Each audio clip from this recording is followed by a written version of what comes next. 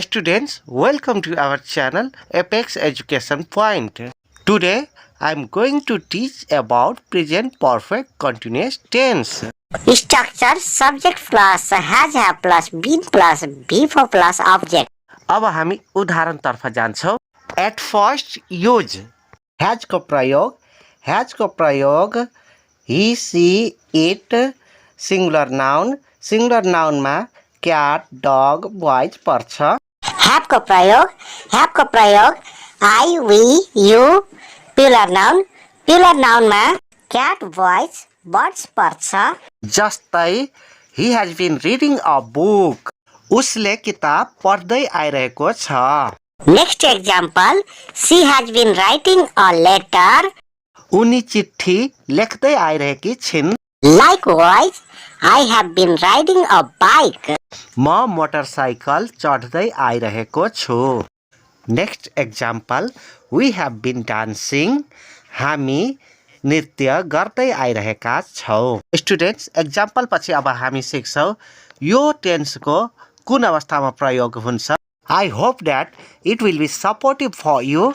Number 1, past action, unsure to finish, started at past, running at present, unsure to finish in future. Students, कुनै काम पास्टमा सुरु भयो, प्रेजेन्टमा चल्दैछ र भविष्यमा कहिले खत्म हुन्छ भन्ने कुरा यसको बारेमा चाहिँ पूर्ण रूपले अनभिज्ञ हुन्छ भने त्यस्तो अवस्थामा प्रेजेन्ट पर्फेक्ट कन्टिन्युअसको प्रयोग गरिन्छ. जस्तै the bridge has been constructing since 2076. यस उदाहरणमा पुल 2076 सालदेखि निर्माण हुँदै आइरहेको छ र यसको मतलब अहिले पनि निर्माण हुँदैछ भन्ने बुझिन्छ. यसलाई गेस गर्न सकिन्छ तर स्योर भन्न सकिँदैन कि कहिले समाप्त हुन्छ.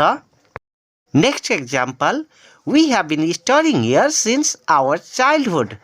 हामी यहाँ बाल्य अवस्थादेखि अध्ययन गर्दै आइरहेका छौं. बाल्यकालदेखि यहाँ चाहिँ अध्ययन गर्दै आइरहेका छौं.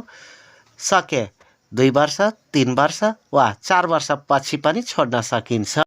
यसको कुनै निश्चित छैन. त्यसैले यहाँ चाहिँ प्रेजेन्ट पर्फेक्ट कन्टिन्युअसको प्रयोग गरिएको छ. Next example, she has been working in the bank since 2060. उनी 2060 सालदेखि ब्याङ्कमा काम गर्दै आइरहेकी छिन्. उनी ब्याङ्कमा कहिलेसम्म काम गर्छिन् भन्ने कुरा निश्चित छैन. त्यसैले यहाँ चाहिँ प्रेजेन्ट पर्फेक्ट कन्टिन्युअस टेन्सको प्रयोग गरिएको छ. Number 2, past action which has finished recently. कुनै काम लामो समयदेखि चल्दै आएको छ तर भर्खरै फिनिश भएको छ भने त्यस्तो अवस्थामा प्रेजेन्ट पर्फेक्ट कन्टिन्युअसको प्रयोग गरिन्छ. जस्तै I have been waiting for you since morning. म तिम्रो लागि बिहानैदेखि पर्खिँदै आइरहेको छु. यस वाक्यमा तिम्रो आगमनले मेरो काम पूरा भयो. त्यसैले यहाँ प्रेजेन्ट पर्फेक्ट कन्टिन्युअस टेन्सको प्रयोग गरिन्छ. Next example, she has been watching here for a long time. उनी यहाँ लामो समयदेखि हेर्दै आइरहेकी छिन्. यसको मतलब उसको हेर्ने काम अहिले समाप्त भएको छ तर उनी चाहिँ लामो समयदेखि चाहिँ यही हेर्दै आइरहेकी छिन् भन्ने कुरा बुझिन्छ. त्यसैले यस अवस्थामा प्रेजेन्ट पर्फेक्ट कन्टिन्युअसको प्रयोग गरिन्छ. Next example, Ram has been standing in a queue for 3 hours.